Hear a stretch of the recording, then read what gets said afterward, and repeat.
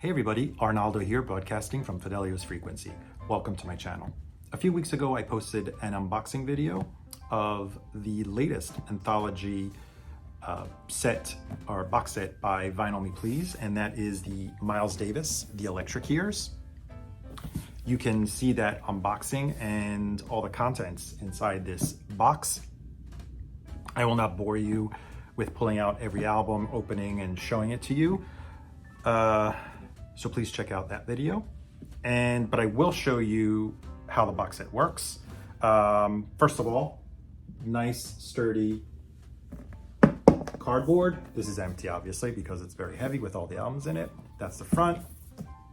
Then we have the back, the spine also. And I just wanted to show you the first edition of 2000 is numbered. And how it works is basically you pull this out, nice artwork on the folder where all the albums are slide into. And that's it for the box. The box includes, in addition to the albums, a booklet. I also go through that in the unboxing video, page by page. This is the booklet. I will show you, let's see, this is one of my favorite pictures.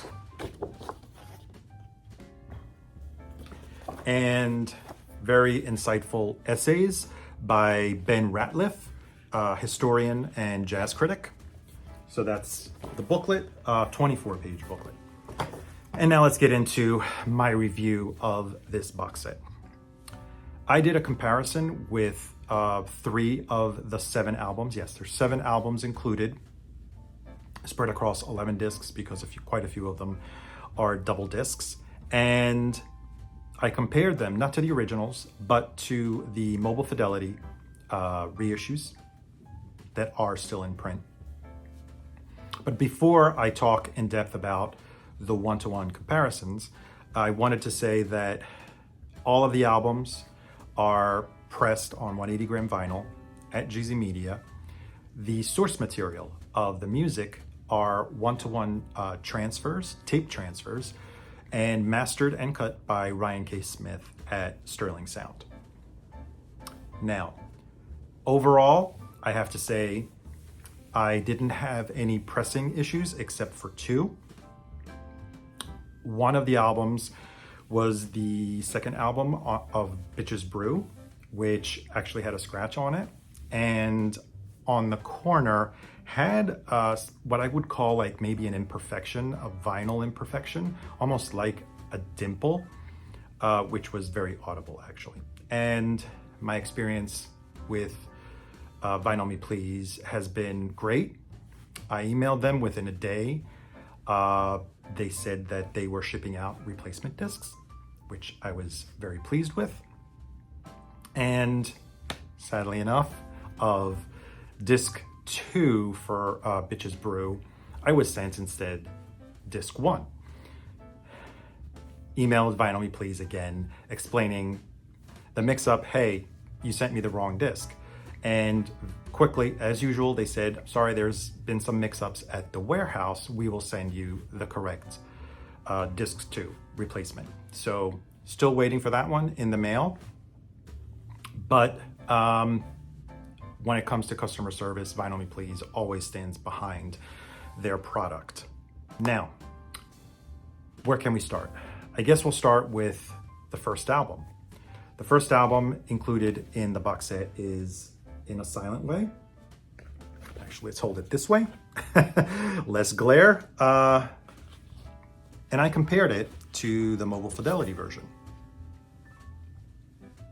Now, first, I'll tell you about the review, yes, because warrants a review. These jackets from Vinyl Me Please are excellent. Stoughton, tip-on, heavy cardboard, all glossy, beautiful. When it comes to the manufacturing of all of these jackets. It's a constant with Vinyl Me Please, so I guess they didn't skimp at all when it comes to the materials for this box set.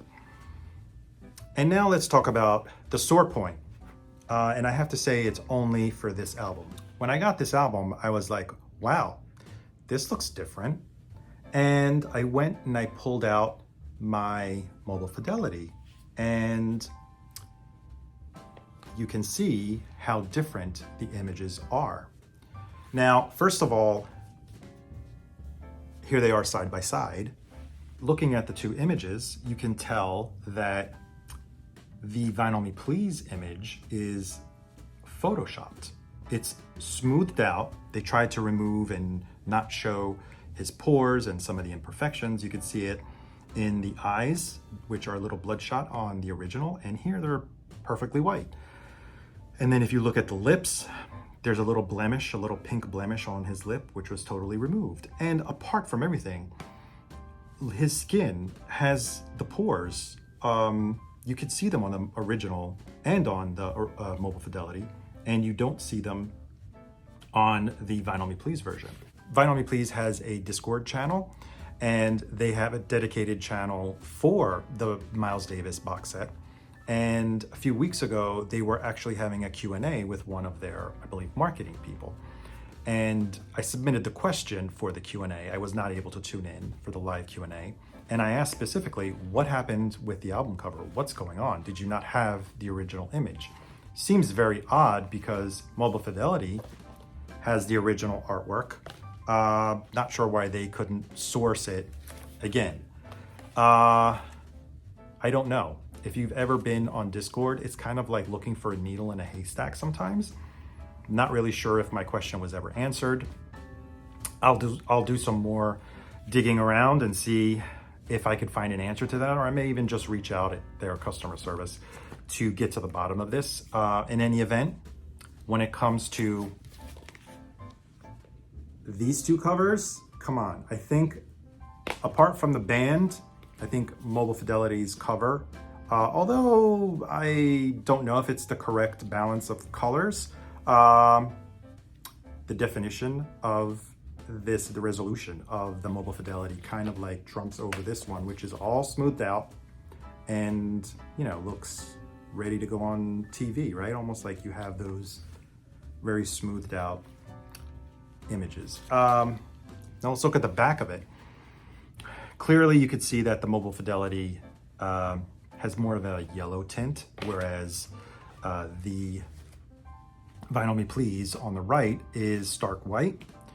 And more importantly also, on the right side, you have historically the reproduction of the original back rear cover with all the other Miles Davis albums represented here.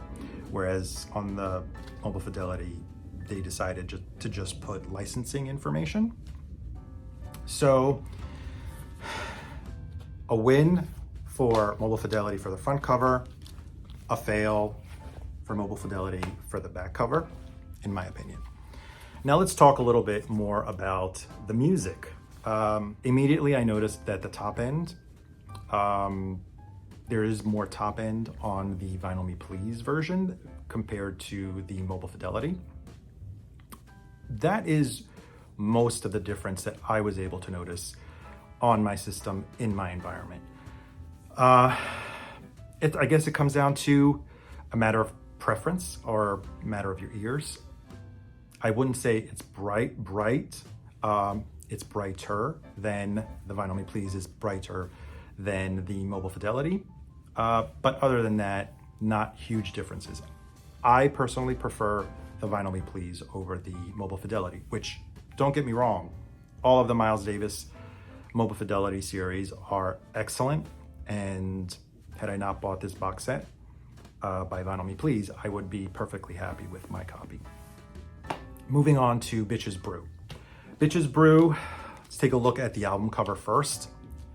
I have both of them, and we'll look at them side by side. You can see immediately that the one on the right, the Vinyl Me Please, the colors are vivid, a little more saturated, definitely vibrant.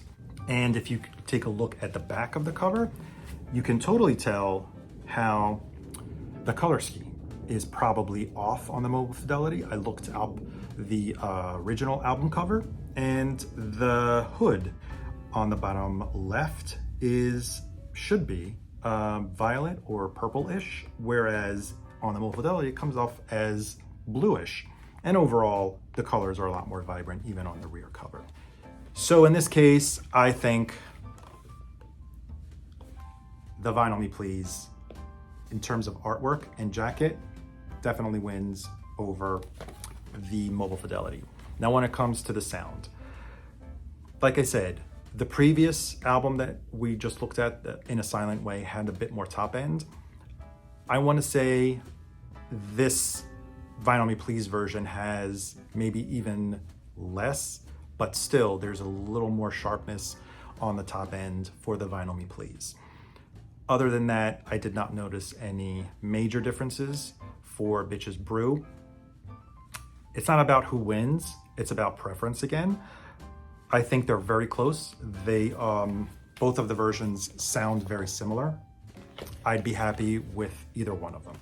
And now moving on to Jack Johnson. Jack Johnson in the mobile fidelity has this cover.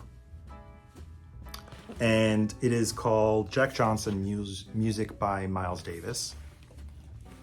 The Vinyl Me Please version is a tribute to Jack Johnson. Now, I did some research on this, and apparently Miles Davis said that this was the incorrect cover. Picture of Jack Johnson in his cabriolet from the time. Nicely done. This is the first version that came out on Columbia Masterworks, which was the soundtrack, it's called, or classical division of Columbia at the time. And all the later reissues were what Miles Davis had intended, which was this cover.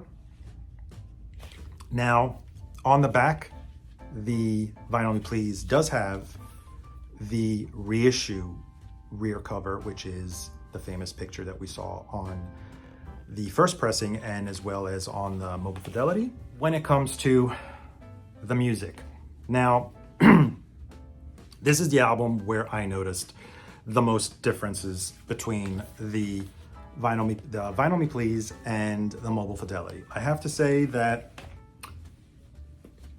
this has my preference. This sounds more in your face, more alive. It is a jazz rock album, and the guitars, the electric guitars by John McLaughlin and I believe Sonny Chirac is also on here. Oh, I could be mistaken. Definitely jump at you. They shine on the Vinyl Me Please version. The mobile fidelity sounds good. I would have been perfectly happy with it, but the sound is a bit smoother, not as aggressive and in your face as the Vinyl Me Please. I guess it comes down to which one you prefer. Maybe this one I'll listen to at night, in the evening, to wind down. And maybe this one during the day because it's in your face and it's aggressive. It comes down to whatever you prefer. So that is the comparison, at least review of this video. I only have those three albums to compare to. Mobile Fidelity did release a version of On the Corner. I don't have it. I guess I'll never know because I'm perfectly happy with this version of On the Corner. And I'll show you also the other albums, which for me were a discovery. I was familiar with all these albums up until now, but I did not have or had listened to Live Evil. And then Big Fun was totally unknown to me. Enjoyed that one as well. And to wrap up the box set is Get Up With It, album released in 1974. So I guess that sums it up. If you are a fan of Miles Davis, you probably have all these albums. Should you pull the trigger? That's for you to decide. Depends on how much you love Miles Davis. The presentation is exceptional. The albums sound great. I have to say, apart from those two instances where there was a production problem, there were some defects. Everything else sounds great, is flat. I will not comment on the music on these albums. There are far more experienced and knowledgeable people to talk intelligently and more thoroughly about the music on these albums by Miles Davis, so I'll leave it to them. But I am perfectly happy. I think Vinyl Me Please, this is my first anthology set from Vinyl Me Please, and I am perfectly happy. I look forward to maybe another one that will grab my attention, at least for the musical content, because I can rest assured that the presentation and the quality and the manufacturing materials will be all excellent.